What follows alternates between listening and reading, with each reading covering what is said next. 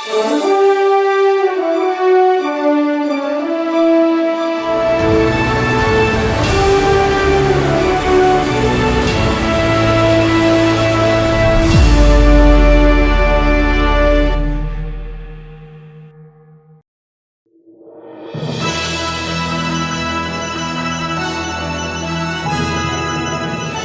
po sa Diyos at may kapatid talagang maaasahan. Wala po kami. Nandiyan po sila para tumulong. Kada humibag yan, Lord, wala ako kaming anuman. Ikaw lang yung meron sa amin. Pagka meron kang Diyos, meron ka ng lahat.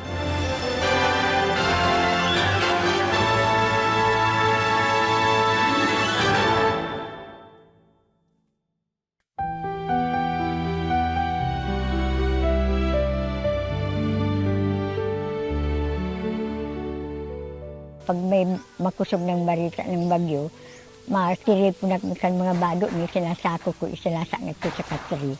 Tapos tatawid pa kami sa pero ang tubig din sa ilog, pag ganyan pa sa abayan. Tinatawid namin. Kaya sabi ko, Panginoon, wag mo kaming papabayaan na kami mag-apo. Paglalakad namin, sana alalayan mo po kami. Ang sinasabi ko, naalala ko ang Panginoon.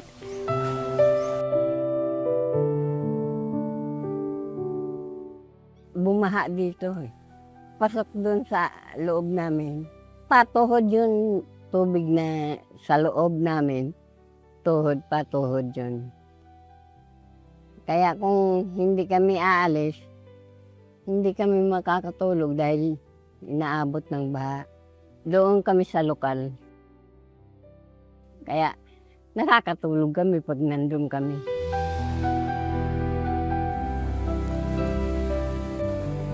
Ito nga po nung talagang inaasahan ko na po na masisirang bahay namin, unang-una luma na. Pero nananahid pa rin ako sa Panginoon dahil kailangan eh. Kaya nung umaga, tuwang-tuwa ako, sabi ko, Panginoon, salamat at ipag-iba nung umaga. Nung umaga ng tanghali, pagbalik ko, nag-iba na.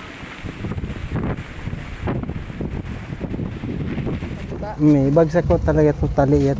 Yung mga poste nagkaputol-putol yan. Ito bagsak nito, inayos ko lang. Pero sabi ko, Panginoon, ikaw nang bahala. Hindi ko po, alam mo po na hindi ko kayang gawin ito. Bahala ka na kung ano man ang may bibigay na matirahan.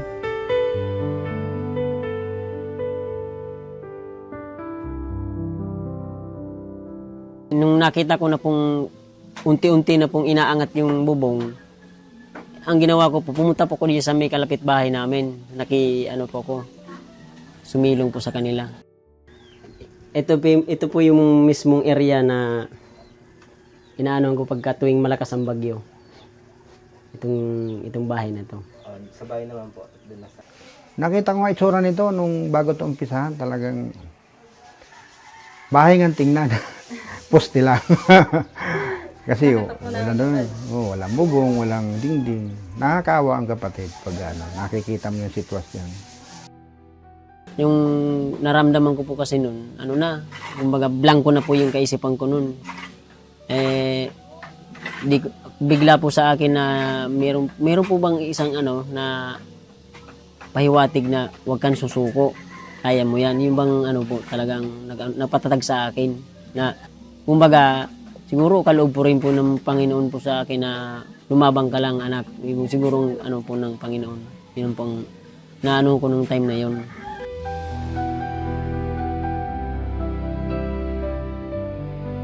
Ang bahay namin po, ang bubong, nipa po. Tapos, nung magbagyo po or magtag-ulan siya, tumutulo na po siya. Kaya, ang lagay namin trapal po sa bubong, tas dingding po. Yan, nagkanda, sira-sira siya.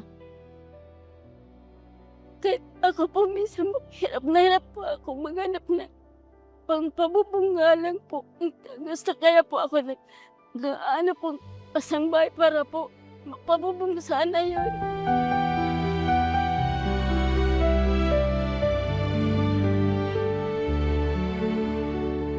Ito Itong huling bagyo na to na labis talagang pagdadalamhati ko na wala kami, halos tutulog kami sa bahay namin na walang pinto.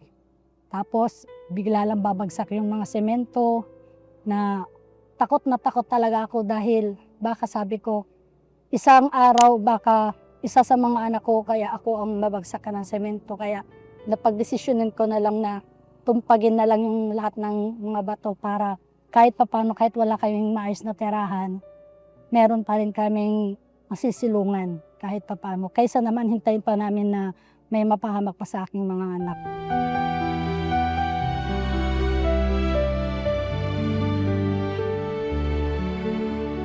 Nung una po, nandito yung bahay namin. Tapos, nung kasagsagan po nung bagyo, malakas na malakas po siya. Ang una po na bagsakan yung kusina namin po. Tapos, nung bumagsak na po yung sa kusina, takbo po kami papunta dito sa bahay ng anak ko. Tapos, nabagsakan naman po ito ng sanga, ng mangga. Nung pagbagsak po, nananalangin po ako noon na sana maligtas yung pamilya ko, anak ko.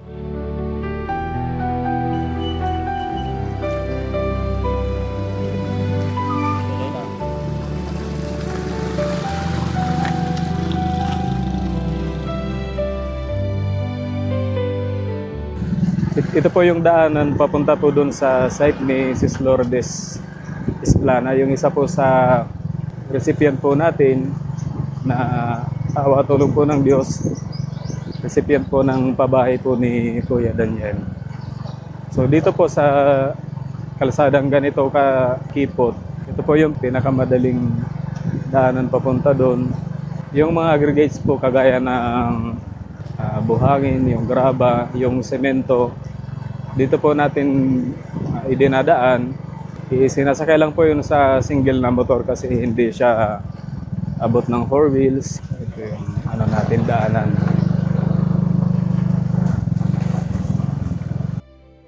Nakita ko naman po yung sakripisyo ng mga kapatid. Ako po nagpapasalamat din sa Diyos kasi malaki pong struggle yung kasi ng mga materialis. Isa pong mahirap na kasi o kaya niyan, kung dito po tayo dadaan o doon man, pag ulan po, yung magmumotor matigil. Kasi po madulas naman yung kalsada. Kung ano pong dalang materialis, maaari din pong masasayang kasi natapon na. Yung hirap naman po parang baliwala na rin kasi ang umiiral po ay pag-ibig. Saka po alam ko po yung saya na magkaroon ng bahay kasi isa rin po ako sa recipient.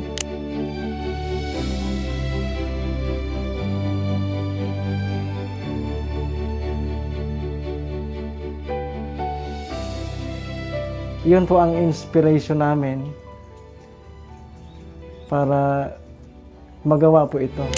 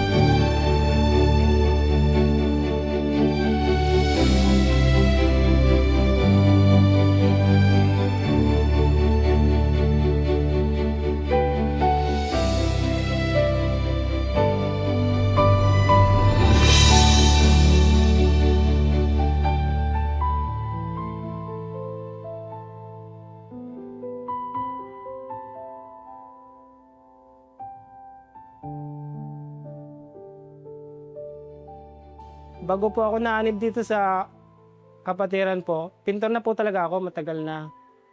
At naanib po ako dito dahil din po sa pabahay.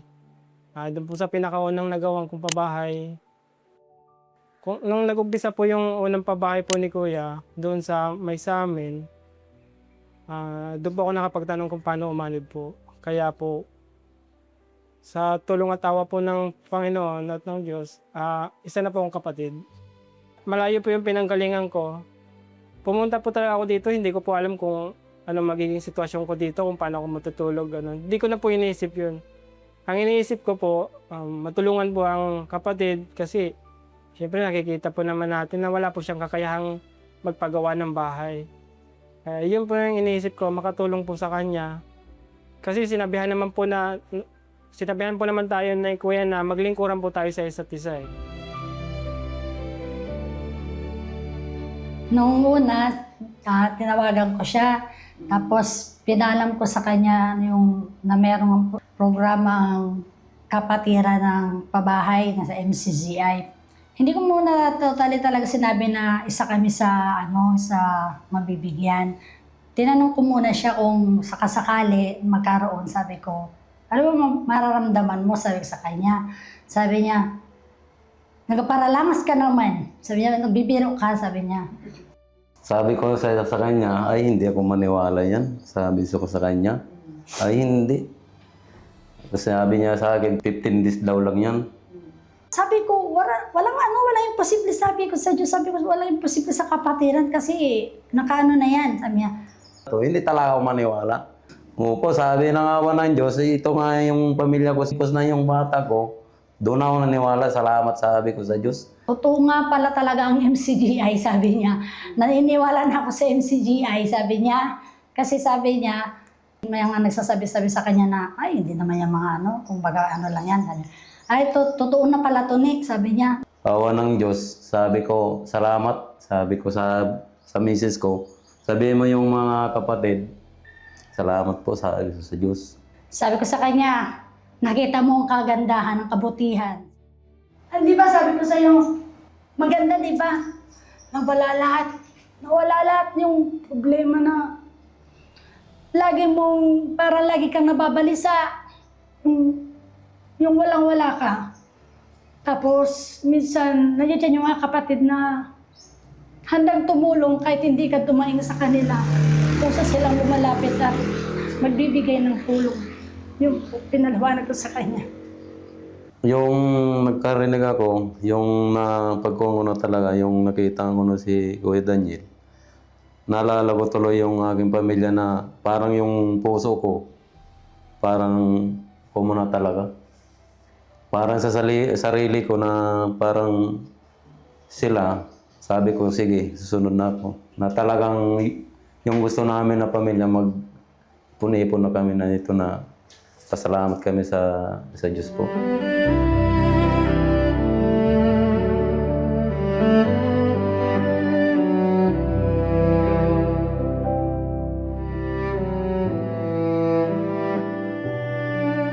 Sige ako, nakikita ka naman yung saya sa kalooban niya. Pag gusto niya rin makapag-akay ng kaluluwa, hindi salamat ako sa Diyos. Lalo pag nakikita ko sa kapatid, masarap sa kalooban. Kasi hindi ka man nagsalita ngayon o hindi ka magsalita kaagad, nakikita mo agad doon sa kapatid. Naiisip ko doon, paraan ng Diyos. Sabi ko, buti naiisip ka ako ng kapatid. Masarap sa kalooban pag ang mga kapatid nagtutulong-tulong. Ano yun? Kumbaga, panalangin mo sa Diyos pero nangyayari.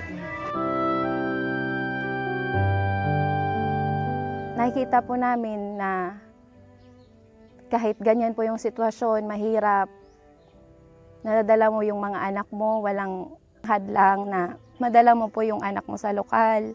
Dahil po doon sa nakikita namin sa iyo na pananampalataya, ikaw po yung mas nag-uudyok sa amin na mas tibayan pa namin yung pananampalataya namin.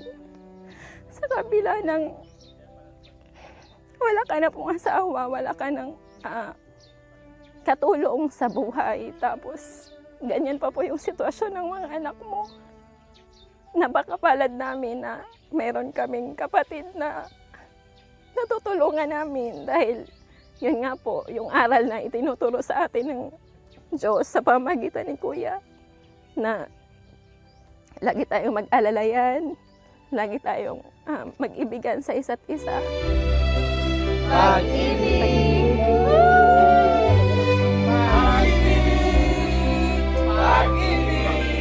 Napakasaya. Hindi ko mapaliwanag.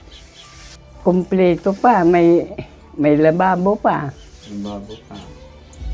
Oh, hindi na mauulanan at may ilaw pa. Masaya. Kasi umayos yung bahay namin. Yung ginawa niya ito, sinimento na ito na sa gumawa. Salamat sa Diyos.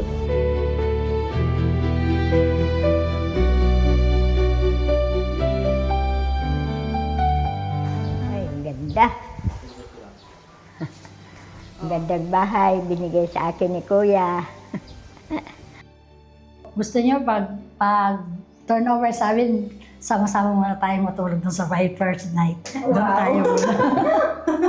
Sa kanila, dito muna tayong lahat ng mga kakapatid matulog sa bahay para maramdaman natin kung gaano kasaya na nagtulong-tulong tayo dito sa bahay na matapos. Maramdaman natin yung mga pinagdaanan natin, mga magagandang araw na habang nagtatrabaho, maalala natin na kahit pa nandito tayo, matutulog tayo ng sabay-sabay na masaya. Ako po kuya, handa po ako tumulong sa kung ano man mga kailangan sa ibang pabahay.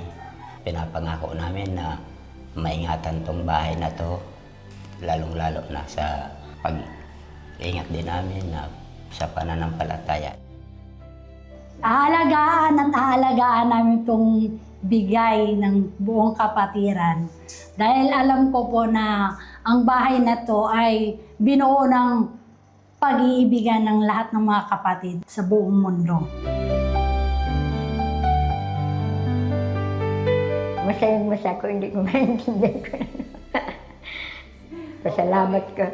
Pasalamat ko sa Diyos sa ganyan. Ginawa sa akin, binigay sa akin ni Kuya Daniel, sa Panginoon.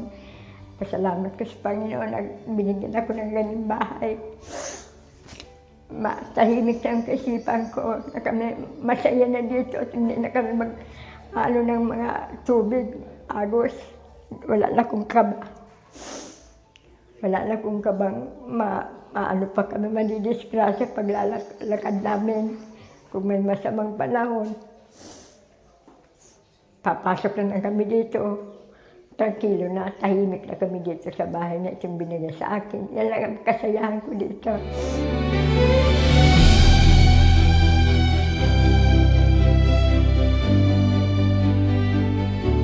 Salamat po minsan pa mga kapatid at salamat sa Diyos. Ang paggawa natin ay paggawa ng kapatiran. Sama-sama po tayo sa paggawa at ito'y sa karangalan ng Diyos lahat mga kapatid. Kaya po lagi ang sa atin kung may nagagawa ang isang sangkap, paggawa nating lahat yun. Yun po ay paggawa nating sama-sama. Kaya nga po, MCGI pabahay no? Hindi naman po yan, hindi naman para akuin ko o angkinin ko ang karangalan o yun bang, hindi po mga kapatid. Una, sabi ko nga sa inyo, dala natin ng kapatiran ang karangalan ng Diyos.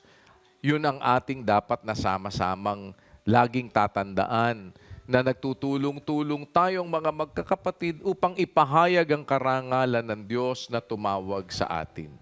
Kaya sa mga naging recipient po ng pabahay, yan po'y alay ng kapatiran sa inyo, mga kapatid.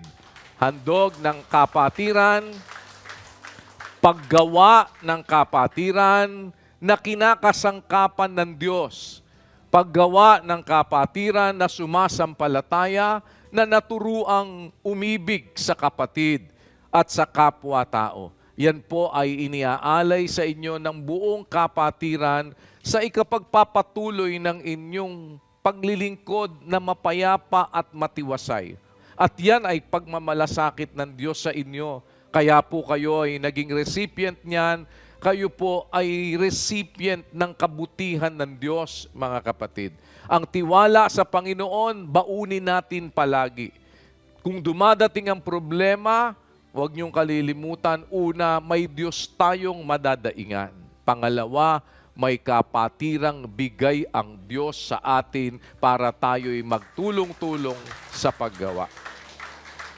Kung may dumating na kalamidad, nakaligtas naman tayo, awa ng Panginoon. Sa anumang paraan, pasalamat tayo sa Panginoon. Tignan ninyo, kahit na kalamidad, nagiging daan pa rin sa kabutihan ng Diyos sa ating mga magkakapatid.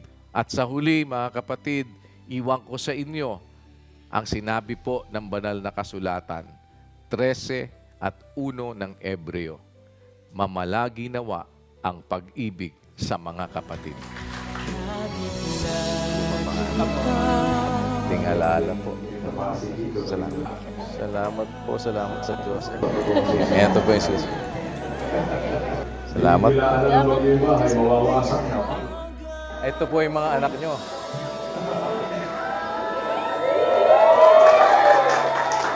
Yan. Salamat po. Mahal namin kayo sa tunay na kahulugan ng salita. God bless po.